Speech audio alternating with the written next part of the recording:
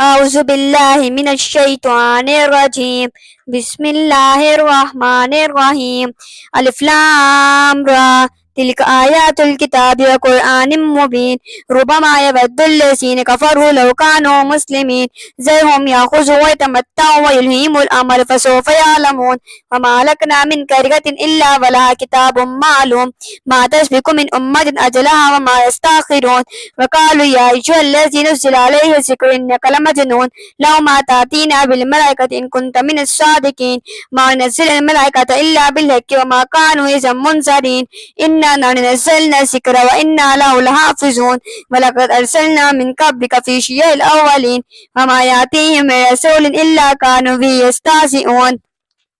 كذلك نسلكه في قلوب المجرمين لا يؤمنون به وقد خلت سنة الأولين. ولو فتحنا عليهم بابا من السماء فظلوا فيه يعرجون لقالوا إنما سكرت أبصارنا بل نحن قوم مسحورون. ولقد جعلنا في السماء بروجا وزيناها للناظرين حافظناها من كل شيطان رجيم إلا من استرك السماء فأتبعه شهاب مبين. والأرض مددناها وألقينا فيها رواسي وأنبتنا فيها من كل شيء موزون وجعلنا لكم فيها معيشة ومن لستم له برازقين. وإن من شيء إلا عندنا خزائنه وما ننزله إلا بقدر معلوم. وأرسلنا الرياح لواقع فأنزلنا من السماء ماء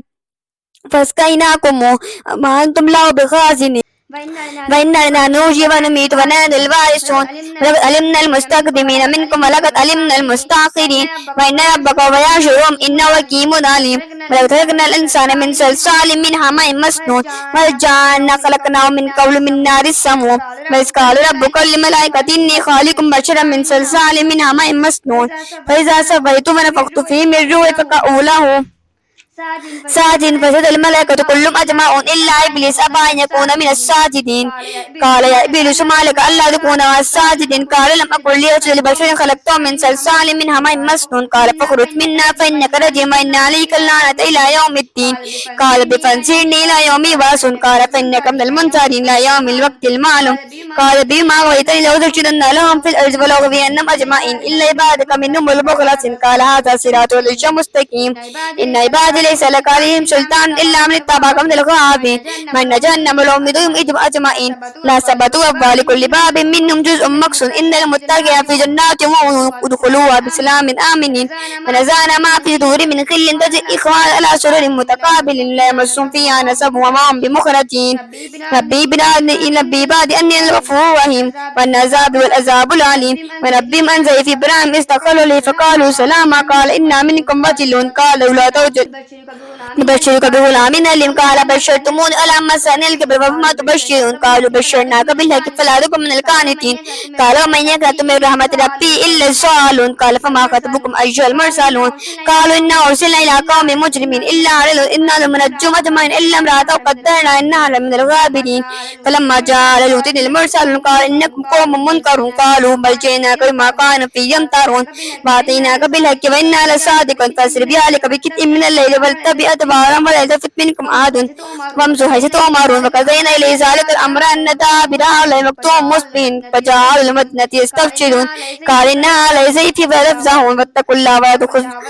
الله ولا تخزون. قالوا أفنهلك عن العالمين قال هؤلاء بناتي إن كنتم فاعلين لأمرك إنهم لفي سكراتهم يعمهون فأخذتهم الصيحة فأصبحوا فجعلنا عاليها سافلها وأمطرنا عليهم حجارة من سجيل إن في ذلك لآيات للمتوسمين وإن بسبيل مقيم إن في ذلك لآيات للمؤمنين وإن كان السابقة للظالمين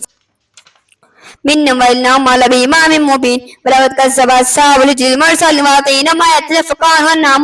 مورثين. وكانوا ينحتون من الجبال بيوتا آمنين فأخذتهم الصيحة فمصبحين فما أغنى عنهم ما كانوا يكسبون وما خلقنا السماوات والأرض وما بينهما إلا بالحق وإن الساعة لآتية فاسفل السفح الجميل. إن ربك هو الخلاق العليم. ولقد آتيناك سبعا من المثاني والقرآن العظيم. لا تمدن عينيك إلى ما متعنا به أزواجا منهم ولا تعد عليهم واخفض جناحك للمؤمنين وقل إني أنا النذير المبين. كما أنزلنا على المقتسمين الذين جعلوا القرآن عظيم فوربك ليسألنهم أجمعين عما كانوا يعملون فاصفح بما تؤمر وأعرض عن المشركين إنا كفيناك المستهزئين الذين يجعلون مع الله إلها آخر فسوف يعلمون. ولقد نعلم أنك يضيق صدرك بما يقولون فسبح بحمد ربك وكن من الساجدين واعبد ربك حتى يأتيك اليقين بسم الله الرحمن الرحيم أتى أمر الله فلا تستعجلوا سبحانه وتعالى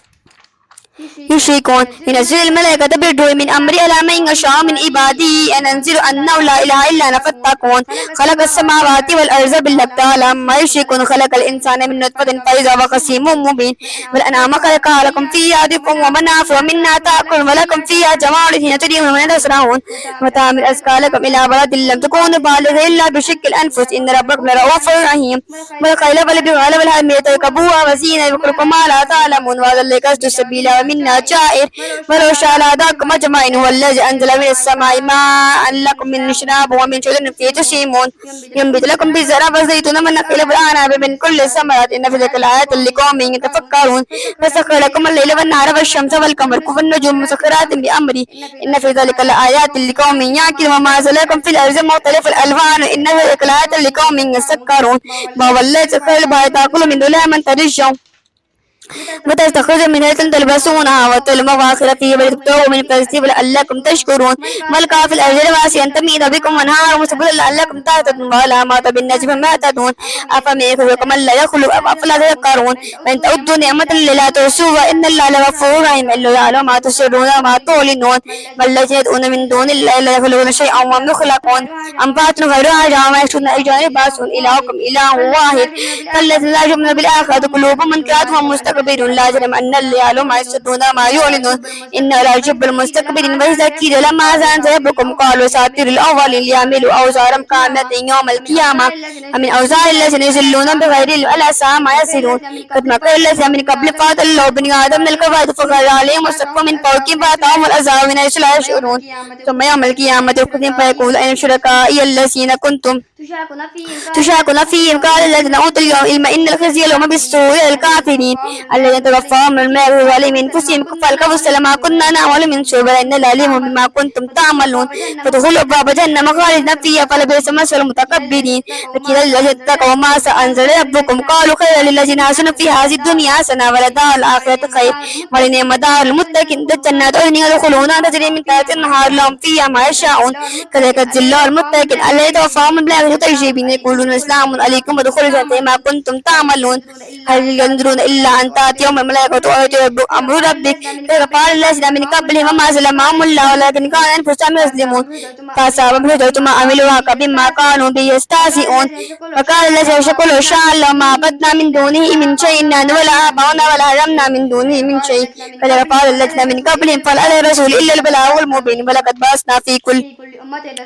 أمة رسول أن يعبدوا الله واجتنبوا الطاغوت فمنهم من هدى الله ومنهم من حقت عليه الضلالة فسيروا في الأرض فانظروا كيف كان عاقبة المكذبين إن كانت الهدى فإن الله لا يهدي من يضل وما لهم من ناصرين فأقسموا بالله جهد أيمانهم ليبعث الله من يموت بلى وعدا حقا ولكن أكثر الناس لا يعلمون ليبين لهم الذي يختلفون فيه وليعلم الذين كفروا أنهم كانوا كاذبين إنما قولنا لشيء إذا أردنا أن نقول له كن فيكون والذين حاضرين في الله بعد ما ظلموا لنبوي أنهم في الدنيا حسنة والأجر أكبر لو كانوا يعلمون الذين صبروا على ربهم يتوكلون وما أرسلنا من قبلك إلا رجالا نوحي إليهم فاسألوا على ذكر إن كنتم لا تعلمون بالبينات والزبور فأنزلنا إليك الذكر تبين للناس ما نزل عليهم ولعلهم يتفكرون أفمن الذين مكروا السيئات يخسف الله بهم الأرض ويأتي يوم العذاب من حيث لا يشعرون أو يأخذهم في تكلم فما هم بمعجزين أو يأخذهم على تخبط فإن ربكم لرؤوف رحيم أولم يروا إلى ما خلق الله من شيء تخيل سألوا أن اليمين والسماء لستة لله وهم داخرون والليل ما في السماوات وما في الأرض ومن دابة والملائكة وهم لا يستكبرون يخافون ربهم من فوق وقال الله لا تتخذوا إلهين اثنين إنما هو إله واحد فإشار فرهب وله ما في السماوات والأرض ولا الدين واسبا أفغير الله تتقون ما بكم من نعمة فمن الله ثم إذا مسكم الضر فإليه تجأرون ثم إذا كشف الضر عنكم إذا فريق منكم بربهم يشركون يكفر بما آتيناهم ويتمتعوا فسوف تعلمون ويذرون لما يعلمون نصيبا مما رزقناهم فلا يجهلون أما كنتم تفترون ويسألون لله سبحانه ولا ما يشتهون وإذا بشر آدم بالأنثى ظل وجهه مسودا وهو كظيم يتوارى منكم من سوء ما بشر به أيمسكوا على هون أم يدسوا في التراب ألا ساء ما يحكمون لله لا يجرمون بالآخرة مثل السوء ولله المثل الأعلى وهو العزيز الحكيم ولو يأخذ الله الناس بظلم ما ترك عليها من دابة ولكن يؤخرهم إلى أجل مسمى فإذا جاء أجلهم لا يستأخرون ساعة ولا يستقدمون ويسألون لله ما يكرهون وتصف ألسنتهم كذب أن لهم الحسنى لا جرم أن لهم النار وأنهم مفرطون تلا لقد أرسلنا إلى أمم من قبلك فسجدنا مفرطون أعمالهم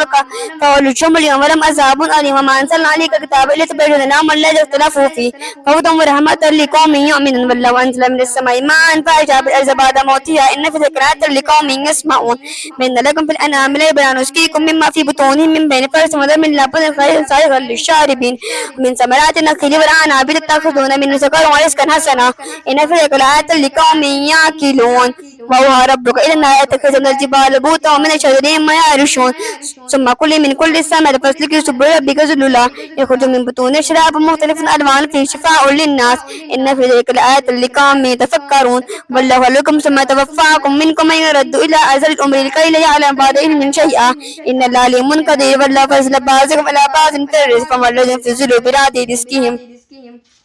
ألا ما ملكت أيمانكم فامتي شفاء فبنعمة الله يجهدون والله جعل لكم من أنفسكم أزواجا وجعل لكم من أزواجكم بنين وفردا ورزقكم من الطيبات أفبالباطل يؤمنون بنعمة الله يكفرون ويعبدون من دون الله ما لا يملك لهم رزقا من السماوات ولا شيء ولا يستطيعون فلا تجدوا الله الأمثال إن الله يعلم أنتم لا تعلمون ضرب الله مثلا عبدا مملوكا لا يقدر على شيء وما رزقناه منا رزقا حسنا فوينفق منه سرا وجهرا هل تستوي الحمد لله بل أكثرهم لا يعلمون وضرب الله مثلا رجلين أحدهما أبكم لا يقدر على شيء وبكل على مولى أينما الجليد بخير هل يستوي هو من يأمر بالعدل والحسنات مستقيم ويغيب السماوات والأرض وما أمر الساعة إلا كلام البصر والقرب إن الله على كل شيء قدير والله خلقكم من بطون أمهاتكم لا تعلمون شيئا وجعل لكم السمع والأبصار والأفئدة لعلكم تشكرون ألم يروا الطير مسخرات في جو السماء ما يمسكون إلا الله إن في ذلك لآيات لقوم يؤمنون بل جعل لكم من بيوتكم سكنا وجعل لكم من جلود الأنعام بيوتا تستخفون يوم زانكم ويوم إقامتكم من أسفافها وأوبارها والشعرها أساس ومتاع إلى حين والله جعل لكم مما خلق زلالا وجعل لكم من الجبال كنانا وجعل لكم سرابيل تقيكم الحر وسرابيل تقيكم بأسكم كذلك تتم نعمته عليكم لعلكم تسلمون فإن تولوا فإنما عليك البلاغ المبين يعرفون نعمة الله ثم ينكرون وأكثرهم الكافرون يوم نبعث من كل أمة شهيدا ثم لا يؤتون الذين كفروا فلا هم يستعتبون وإذا الذين سلموا العذاب فلخفف عنهم العذاب لا هم ينذرون وإذا الذين اشركوا لو شركاء قالوا ربنا شركاء الذين كنا ندعو من دونك فالقول بالقول إنكم لكاذبون والقول يومئذ السلام مثل أنما كانوا يفترون الذين كفروا وصدوا عن سبيل الله زدناهم عذابا فوق العذاب ما كانوا يفسدون ويوم نبعث في كل أمة شهيدا عليهم من أنفسهم وجئنا بك شهيدا على هؤلاء نزلنا عليك الكتاب تبيانا لكل شيء وهدى ورحمة وبشرى للمسلمين إن الله يأمر بالعدل والإحسان وإيتاء ذي القربى وينهى عن الفحشاء والمنكر والبغي يعظكم لعلكم تذكرون وأوفوا بعهد الله إذا عاهدتم واتقوا وتوكيدها وقد جعلتم الله عليكم كفيلا إن الله يعلم ما تفعلون ولا تكونوا كالتي نبذت كالسام من بعد كفر أنكارا تتخذوا أيمانكم دخلا بينكم أن تكون أمة هربا من أمة إنما يبلغكم الله به ويبشركم يوم القيامة ما كنتم فيه تختلفون ولو شاء الله لجعل لكم أمة واحدة ولكن يذل من يشاء ويهدي من يشاء ويسألون عما كنتم تعملون بل تتخذوا أيمانكم دخلا بينكم فزل قادم بعد ثبوتها فتذوقوا السوء ما صدتم عن سبيل الله ولكم عذاب أليم ولا تشتروا بآيات الله ثمنا قليلا إنما عند الله خير لكم إن كنتم تعلمون ما عندكم ينفدون ما عند الله باق ولنجزين الذين سبقوا أجرا بأحسن ما كانوا يعملون من آمن صالحا من ذكر أو أنثى فهو مؤمن قال جنة تجري ولنجزينهم أجرا بأحسن ما كانوا يعملون فإذا كانت القرآن فاستعذ بالله من الشيطان الرجيم إنه ليس له سلطان على الذين آمنوا وعلى ربهم يتوكلون إنما سلطان الذين يتولونه والذين هم به مشركون فإذا بدلنا آية مكان آية والله أعلم ما ينزل قالوا إنما أنت مفتري بل أكثرهم لا يعلمون قل نزل روح القدس من ربك ليثبت الذين آمنوا وهدى وبشرى للمسلمين ولقد نعلم أنهم يقولون إنما يعلمهم بشر لسان الذي يلهدونه يا آدم يجمع هذا لسان عربي مبين إن الذين لا يؤمنون بآيات الله لا يأتيهم الله ولهم عذاب أليم إنما يفتري الكذب الذين لا يؤمنون بآيات الله أولئك هم الكاذبون من كفر بالله بعد إيمانه إلا من أكره قلبه مطمئنا بالإيمان ولكن من شرعها بالكفر فعليهم غضب من الله ولهم عذاب أليم ذلك بأنهم مستحب الحياة الدنيا على الآخرة وأن الله لا يهدي القوم الكافرين أولئك الذين طبع الله على قلوبهم وسمعهم أبصارهم وأولئك هم الغافلون لا جرم أنهم في الآخرة هم الأكثرون ثم عند ربك الذين حاضرين بعد ما فتنوا ثم جاهدوا وصبروا إن ربك من بعده لغفور رحيم يوم تأتي كل نفس تجادل عن نفسها وتوفى كل نفس ما عملت وهم لا يظلمون وضرب الله مثلا قرية كانت آمنة مطمئنة يأتيها رزقها رغدا من كل مكان فكفرت بأنعم الله فأذاقها لباس الجوع والخوف ما كانوا يصنعون ولقد جاءهم رسول من فكذبوا فأخذهم العذاب وهم ظالمون فكل ما رزقكم الله لن تجيبهم واشكروا نعمة الله إن كنتم إياه تعبدون إنما حرم عليكم الميتة والدم ولحم الخنزير وما أهل لغير الله به فمن اشترى غير باغ ولا عاد فإن الله غفور رحيم لا تقولوا لما تصف الكذب هذا حلال وهذا حرام وافتروا على الله الكذب إن الذين يفترون على الله الكذب لا يفلحون متاع قليل ولهم عذاب أليم والذين هادوا حرمنا ما قصصنا عليك من قبل وما ظلمناهم ولكن أنفسهم يظلمون ثم عند ربك للذين عملوا السوء بجهالة ثم تابوا من بعد ذلك وأصلحوا إن ربك من بعده لغفور رحيم إن إبراهيم كان أمة قانتا لله حنيفا ولم يكن من المشركين شاكرا لأنه مجتبى وهداه إلى صراط مستقيم وآتيناه في الدنيا حسنة وإنه في الآخرة لمن